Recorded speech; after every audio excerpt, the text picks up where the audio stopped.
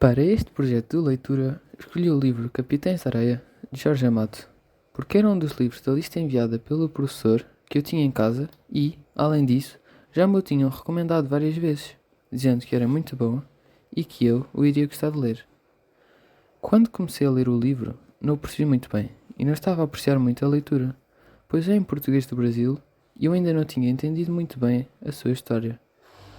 Mas, no entanto, ao longo da minha leitura, identifiquei-me com alguns personagens e fui-me sentindo cada vez mais dentro da história e mais motivado para ler. Jorge Amado facilitou esta conexão usando uma linguagem simples e fácil de entender, que contém apenas algumas palavras e expressões idiomáticas que não conhecia, por estas serem de origem brasileira.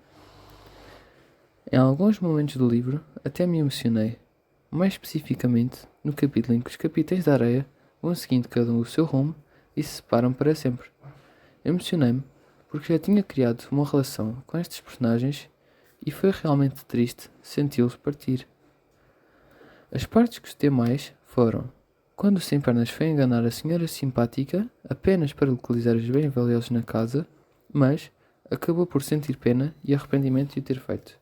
E quando Pedro Bala foi enviado para o reformatório, onde conheceu um menino que o ajudou a sobreviver e a passar mensagens. Capitães da Areia foi um dos livros que gostei mais de ler, se é que não foi o melhor que já li.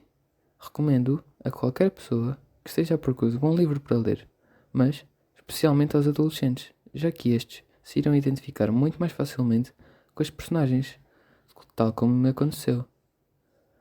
No fim da minha leitura, fiquei a conhecer um pouco melhor a cultura brasileira, que se mostrou vivamente ao longo dos capítulos, a sua sociedade e como esta funciona, e também um pouco da história do Brasil, já que este livro foi originalmente lançado em 1937.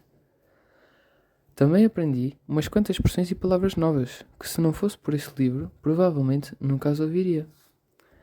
Em conclusão, o livro Capitães da Areia, de Jorge Amado, é uma obra que pode ser muito envolvente e cativante, mesmo para as pessoas que desconhecem a cultura brasileira e a sua língua. Através de uma linguagem fácil de perceber e personagens únicos, Jorge Amado conseguiu criar uma história que emociona e desperta o interesse do leitor pela história e cultura do país.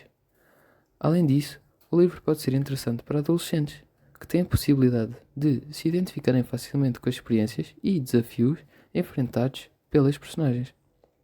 No geral, Capitães da Areia é um livro que recomendo para todas as pessoas que gostariam de conhecer um pouco mais sobre a literatura brasileira e que gostam de ler.